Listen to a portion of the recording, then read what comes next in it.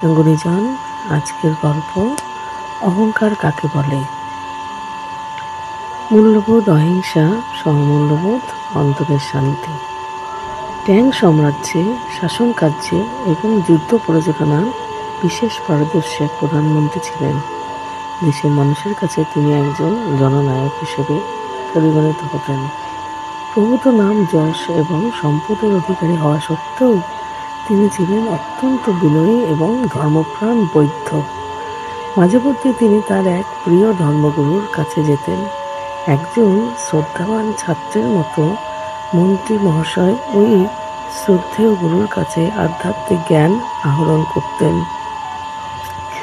গুরু শিষ্যের সম্পর্কের মধ্যে প্রধানমন্ত্রী পদমর্যাদায় কোনো প্রভাবই ছিল না। একদিন মন্ত্রী মহাশয় তার গুরুকে প্রশ্ন করলেন, বৌদ্ধ ধর্মমত অনুসারে আত্মাভিমান কাকে বলে? প্রশ্ন শুনে গুরু অত্যন্ত ক্ষুব্ধ হলেন। মন্ত্রীকে অপমান করবার জন্য বেশ একটি তাচ্ছিল্যের সুরে উত্তর দিলেন, একই রকম নির্বোধের মতন প্রশ্ন করছ? গুরুর এই ব্যবহারে প্রধানমন্ত্রী তো আশ্চর্য হয়ে গেলেন।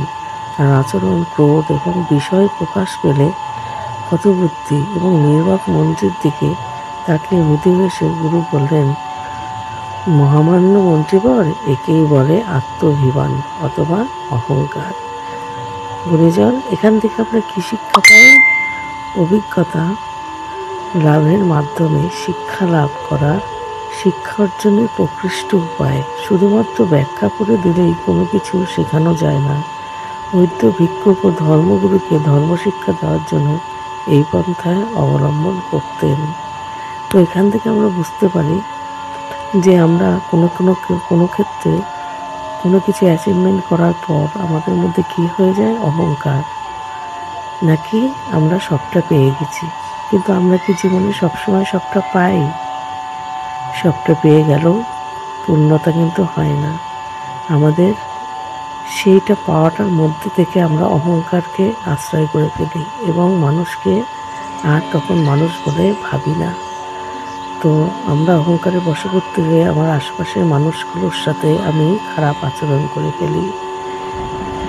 সেটা কি ঠিক? আমাকে যত উচ্চতায় উঠতে হয় তত আমাকে মাটির মতন হতে হবে, নাহলে আমি আমার ভগবানের চরণে কিভাবে থাকবো? আমার ভগবানের চরণে থাকতে গেলে আমাকে মাটির মতন মলিন হতে হবে, শান্ত হতে হবে, আর আমার পা সর্বদা মাটিতেই থাকতে হবে। তারপরে তো আমি উচ্চতার শিখরে উঠতে পারবো, তাই না? শূন্যে তো পা রাখা যায় না, পাটা আমাকে মাটিতেই রাখতে হয়। তাই অহংকার শূন্য হয়ে ভগবানের চরণে থেকে কর্ম করাটাই আমাদের সবচেয়ে শ্রেয় এবং সেটাই করা উচিত।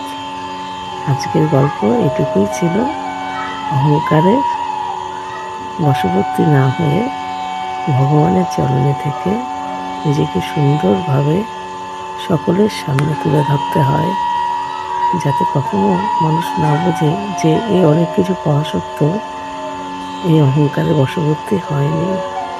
রাধে কৃষ্ণ। সবার ভালো লাগলে আমার চ্যানেলটিকে সাবস্ক্রাইব করবেন।